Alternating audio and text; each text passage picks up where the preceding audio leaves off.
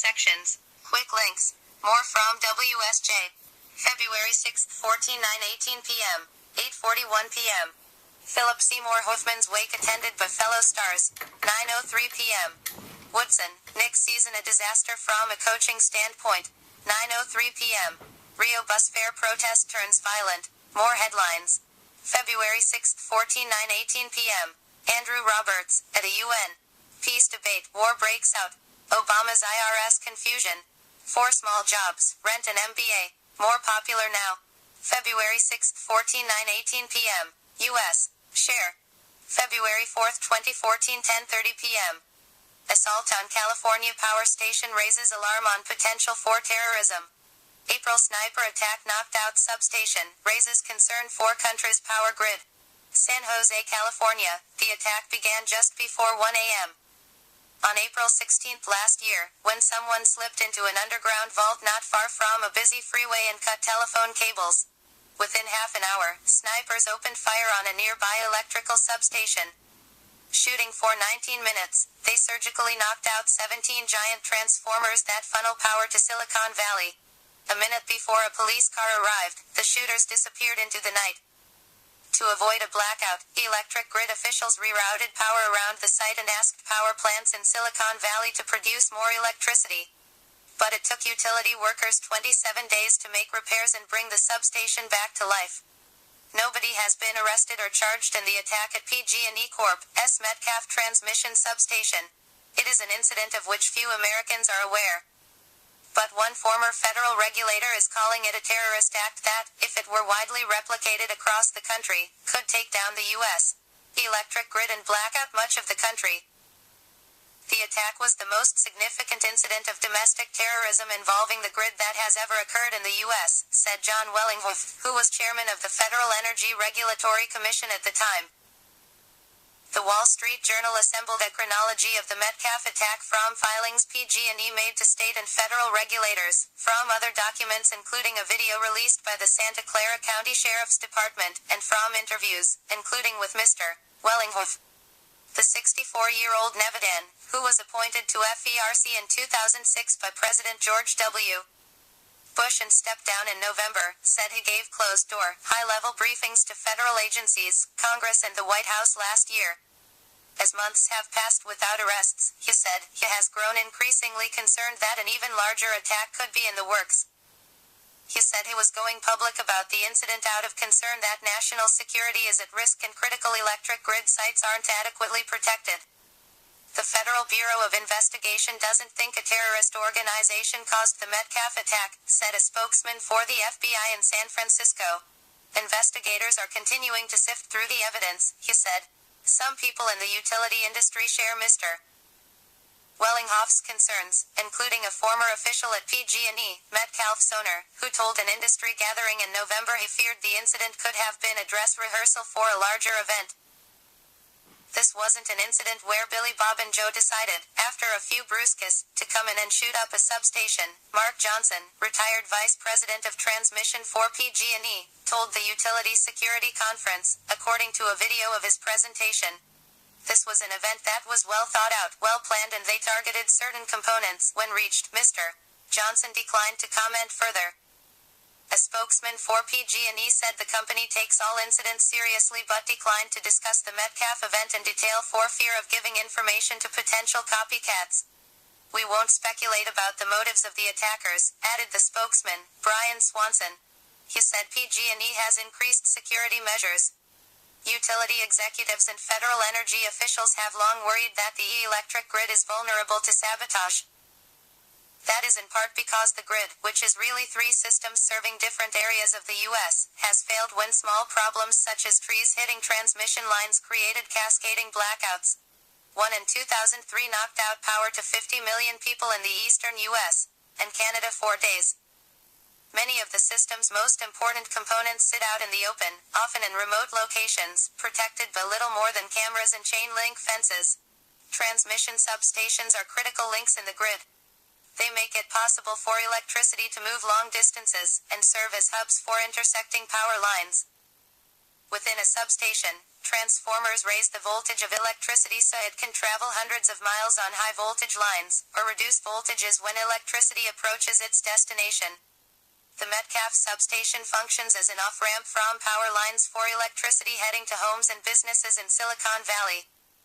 The country's roughly 2,000 very large transformers are expensive to build, often costing millions of dollars each, and hard to replace. Each is custom-made and weighs up to 500,000 pounds, and I can only build 10 units a month, said Dennis Blake, general manager of Pennsylvania Transformer in Pittsburgh, one of 7 U.S. manufacturers. The utility industry keeps some spares on hand. A 2009 Energy Department report said that physical damage of certain system components, e.g.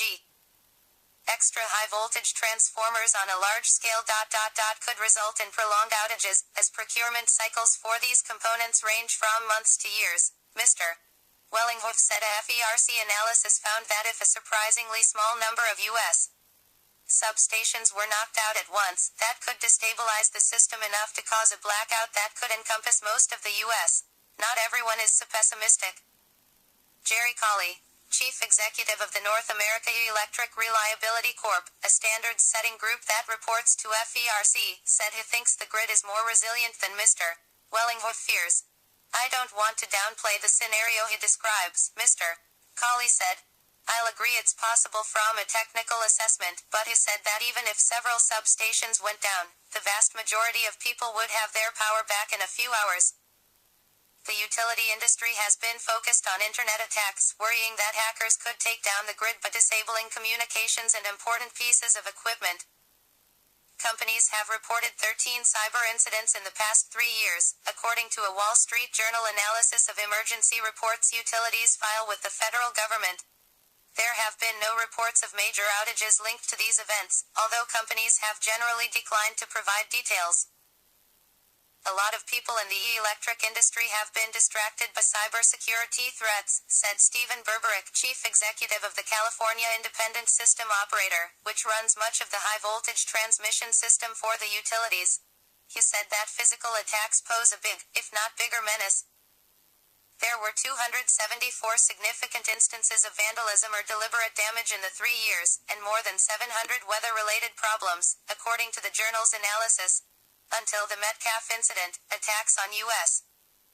utility equipment were mostly linked to metal thieves, disgruntled employees or bored hunters, who sometimes took potshots at small transformers on utility poles to see what happens.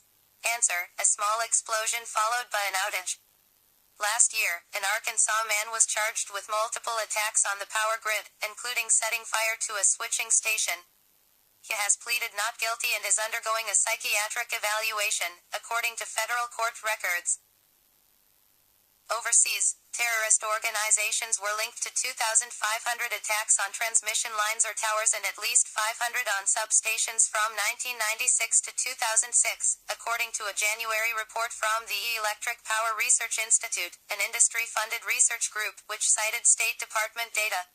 To some, the Metcalfe incident has lifted the discussion of serious U.S. grid attacks beyond the theoretical. The breadth and depth of the attack was unprecedented in the U.S., said Rich Lorden, senior technical executive for the Electric Power Research Institute. The motivation, he said, appears to be preparation for an act of war. The attack lasted slightly less than an hour, according to the chronology assembled by the journal. At 12:58 a.m., AT&T fiber optic telecommunications cables were cut, in a way that made them hard to repair, in an underground vault near the substation, not far from U.S. Highway 101 just outside South San Jose. It would have taken more than one person to lift the metal vault cover, said people who visited the site. 9 minutes later, some customers of Level 3 Communications, an internet service provider, lost service. Cables in its vault near the Metcalfe substation were also cut. At 1:31 a.m., a surveillance camera pointed along a chain-link fence around the substation recorded a streak of light that investigators from the Santa Clara County Sheriff's Office think was a signal from a waved flashlight. It was followed by the muzzle flash of rifles and sparks from bullets hitting the fence. The substation's cameras weren't aimed outside its perimeter, where the attackers were. The shooters appear to have aimed at the transformer's oil-filled cooling systems. These began to bleed oil, but didn't explode, as the transformers probably would have done if hit in other areas. About 6 minutes after the shooting started, PG&E confirms it got an alarm from motion sensors at the substation, possibly from bullets grazing the fence, which is shown on video. 4 minutes later, at 1:41 a.m., the Sheriff's Department received a 911 call about gunfire, sent by an engineer at a nearby power plant that still had phone service. Riddled with bullet holes, the transformers leaked 52,000 gallons of oil, then overheated. The first bank of them crashed at 1:45 a.m., at which time PG&E's control center about 90 miles north received an equipment failure alarm. 5 minutes later, another apparent flashlight signal, caught on film, marked the end of the attack. More than 100 shell casings of the sort ejected by AK-47s were later found at the site. At 1:51 a.m., law enforcement officers arrived, but found everything quiet. Unable to get past the locked fence and seeing nothing suspicious, they left. A PG&E worker, awakened by the Utilities Control Center at 2:03 a.m., arrived at 3:15 a.m. to survey the damage. Grid officials routed some power around the substation to keep the system stable and asked customers in Silicon Valley to conserve electricity. In a news release, PG&E said the substation had been hit by vandals. It has since confirmed 17 transformers were knocked out. Mr. Wellinghoff, then chairman of FERC, said that after he heard about the scope of the attack, he flew to California, bringing with him experts from the U.S. Navy's Dahlgren Surface Warfare Center in Virginia, which trains Navy SEALs. After walking the site with PG&E officials and FBI agents, Mr. Wellinghoff said, the military experts told him it looked like a professional job. In addition to fingerprint-free shell casings, they pointed out small piles of rocks, which they said could have been left by an advanced scout to tell the attackers where to get the best shots. They said it was a targeting package just like they would put together for an attack, Mr. Wellinghoff said. Mr. Wellinghoff, now a law partner at Stoll Rives LLP in San Francisco, said he arranged a series of meetings in the following weeks to let other federal agencies, including the Department of Homeland Security, know what happened and to enlist their help. He held a closed-door meeting with utility executives in San Francisco in June and has distributed lists of things utilities should do to strengthen their defenses. A spokesman for Homeland Security said it is up to utilities to protect the grid. The department's role in an emergency is to connect federal agencies and local police and facilitate information sharing, the spokesman said. As word of the attack spread through the utility industry, some companies moved swiftly to review their security efforts. "We're looking at things differently now," said Michelle Campanella, an FBI veteran who is director of security for Consolidated Edison Inc. in New York. For example, she said, Con Ed changed the angles of some of its 1,200 security cameras so we don't have any blind spots. Some of the legislators Mr. Wellinghoff briefed are calling for action. Rep. Henry Waxman D. Califf mentioned the incident at a FERC oversight hearing in December, saying he was concerned that no one in government can order utilities to improve grid protections or to take charge in an emergency. As for Mr. Wellinghoff, he said he has made something of a hobby of visiting big substations to look over defenses and see whether he is questioned by security details or local police. He said he typically finds easy access to fence lines that are often close to important equipment. "What keeps me awake at night is a physical attack that could take down the grid," he said. "This is a huge problem." Tom McGinty contributed to this article.